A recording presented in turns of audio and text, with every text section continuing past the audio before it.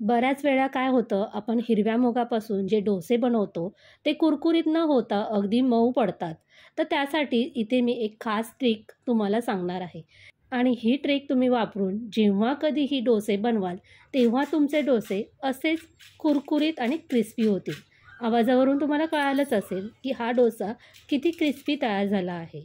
आणि म्हणूनच आपण ही ट्रिक काय वापरणार आहोत, हे पाहण्यासाठी हा व्हिडिओ तुम्ही अगदी शेवटपर्यंत नक्की बघा. चला आपण व्हिडिओला सुरुवात करूया. मुगाच्या डाळीचा डोसा बनवण्यासाठी इथे मी एका कपने मेजरमेंट कप मी इथे वापरला नाही आहे, साधाच कप इथे वापरला आहे. त्या कपने सालीची हिरवी मुगाची डाळ घेतली आहे आणि त्याच कपने अगदी पाव कप मी रेशनचे तांदूळ घेतले आहेत.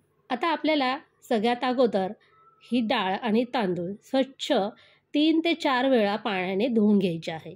इथे मी रेशनचे तांदूळ वापरले आहेत. तुम्ही अगदी भात बनवण्यासाठी जे तांदूळ वापरता ते वापरले ना तरी चालतील. डाळ आणि तांदळामध्ये भरपूर प्रमाणात पावडर ही लावलेली असते, त्यामुळे आपल्याला ही पावडर चांगली स्वच्छ धुवून घ्यायची आहे. आता इथे डाळ आणि तांदूळ माझे धुवून झाले आहेत. त्यामध्ये आता भरपूर असं पाणी घालायचं आहे. पाणी घालून आपल्याला ही डाळ आणि तांदूळ 4 तासासाठी भिजत ठेवायचे आहे. डोसा बनवण्यासाठी आपण डाळ ही किती तास भिजवतो हे सुद्धा अगदी महत्त्वाची गोष्ट आहे. जर आपण जास्त वेळ भिजत घातली डाळ, तरीसुद्धा आपले डोसे हे कुरकुरीत न होता अगदी मऊ पडतात. आणि एक गोष्ट यामध्ये आपण ॲड केली आहे, ते म्हणजे तांदूळ. तांदूळ घातल्यामुळे सुद्धा आपले हे डोसे छान असे कुरकुरीत होण्यासाठी मदत होणार आहे.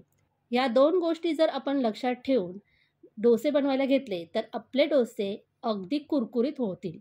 आता काय करायचं आहे, एक मिक्सरचं भांडं घ्यायचं आहे. त्यामध्ये आपण जे भिजवलेले डाळ आणि तांदूळ आहेत, ते थोडे-थोडे घालून याला आपल्याला बारीक वाटून घ्यायचं आहे.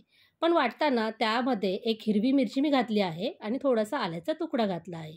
यामुळे तयार होणारा डोसा अजूनही खाण्यास छान असं चविष्ट लागेल.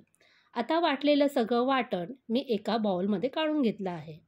तर या पद्धतीने आपल्याला आपण जे डाळ आणि तांदूळ भिजत ठेवलेलं पाणी होतं, तेच वापरून हे छान असं बारीक वाटून घ्यायचं आहे. तर इथे बघा 2 बॅचमध्ये हे मी वाटून घेतलं आहे आणि अगदी थोडंसं परत पाणी घालून मिक्सरचं भांडं मी विसळून घेतलं आहे.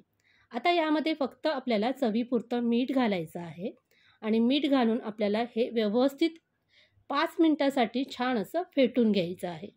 फेटून घेतल्यामुळे काय होईल, तर आपलं हे जे पीठ आहे, हे बॅटर आहे, ते छान असं फ्लफी होईल. याला फर्मेट आपण करणार नाही आहे, तर लगेच आपण याचे डोसे बनवणार आहोत. म्हणून यासाठी आपल्याला हे 5 ते 7 मिनिटासाठी छान असं फेटून घ्यायचं आहे. आता इथे आपल्याला जर सकाळी डोसे बनवायचे असतील नाश्त्यासाठी, तर उठल्या-उठल्या आपण ही डाळ आणि तांदूळ भिजत घालायचे आणि 4 तासानंतर आपल्याला हा डोसा बनवता येईल.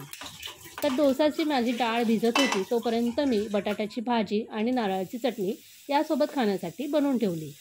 आता काय केलं, गॅस चालू केला, तवा छान असा गरम करून घ्यायचा. तवा छान गरम करून झाल्यानंतर त्यावरती थोडंसं पाणी शिपडायचं आणि हे पाणी एखाद्या फडक्याने किंवा टिश्यू पेपरने पुसून घ्यायचं. तव्याचं टेम्परेचर हे खूप महत्त्वाचं असतं आपला डोसा छान असा कुरकुरीत होण्यासाठी. तवा गरम झाल्यानंतर आपण पाणी शिंपडलं त्यावरती, तर त्याचं टेम्परेचर हे कमी होतं आणि तवा छान असा आपल्याला जसा हवा आहे डोसा बनवण्यासाठी तसाच तयार होतो. 2 पळी मी डोसाचं पीठ यावरती घालून घेतलं आहे. डोसा छान असा गोलाकार पसरून घेतला आहे. त्यावरती थोडंसं तेल घालून घेतलं आहे आणि डोसा एकदम मीडियम गॅसवरती आपल्याला छान असा कुरकुरीत होईपर्यंत भाजून घ्यायचा आहे. डोसा भाजताना सुद्धा गॅसची फ्लेम ही जास्त मोठी ठेवायची नाही, अगदी मीडियम ठेवायची आणि मीडियम फ्लेमवरती हा डोसा मस्त कुरकुरीत होईपर्यंत भाजून घ्यायचा आहे. डोसा भाजताना आपल्याला एकाच बाजूने भाजायचा आहे.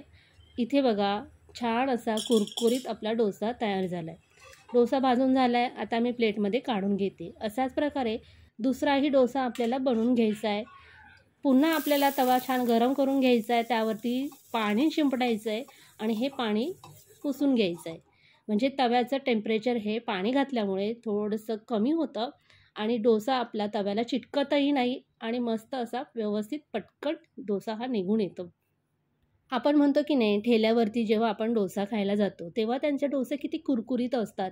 तर ते काय करतात माहिती आहे का, डोसा बनवताना जास्त करून ते कोळशाचा वापर करतात. पण आपण काय करायचं माहिती आहे का, डोसा बनवताना गॅसची फ्लेम अगदी मीडियम ठेवायची आणि मीडियम फ्लेमवरती डोसा छान असा कुरकुरीत होईपर्यंत भाजून घ्यायचा. आणि हे आपण ज्या 2 गोष्टी यामध्ये वापरल्या आहेत, त्यामुळे आपला डोसा इथे छान असा कुरकुरीत झालेला आहे. तुम्ही बघू शकता इथे डोसा आपला कुरकुरीत झाला आहे. मैत्रिणींनो, तुम्ही सुद्धा अशाच प्रकारे डोसा बनवून बघा आणि तुमचा डोसा कुरकुरीत झाला आहे की नाही हे मला कमेंटमध्ये जरूर सांगा. मी बनवलेला हा डोसा तुम्हाला कसा वाटला? आवडला असेल तर नक्कीच एक लाईक आणि एक कमेंट करायला विसरू नका. व्हिडिओ पाहिल्याबद्दल खूप खूप धन्यवाद.